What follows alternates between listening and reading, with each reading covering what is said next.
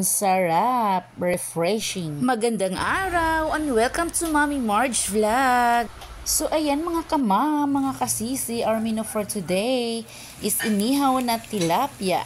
So habang inaantay natin maluto yung ating inihaw na tilapia, gagawa naman tayo ng sausawan. So ayan, nag-slice lang ako dito ng isang pirasong pipino, and then yung ating sibuyas, kalamansi, at yung ating siling red na super anghang, na paborito ng lahat.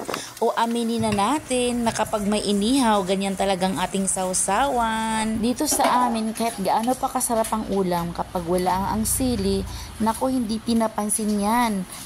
Kaya every time na mamalingke ako, lagi talaga ako bumibili ng sili. Wow, ang yummy na ng ating sausawan. Ayan.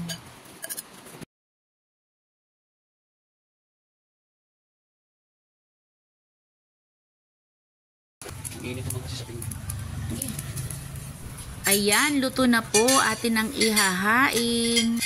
Nang tayo'y makakain na, at kanina pa kumakalimbang ang ating kutsara at tinidor. Ayan, magtimpla muna tayo ng juice na masarap.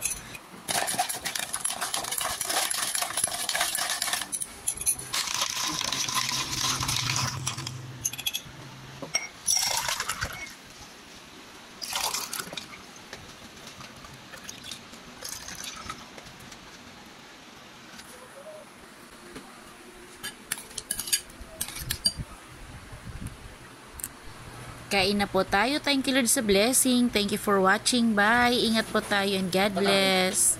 See you in my next vlog.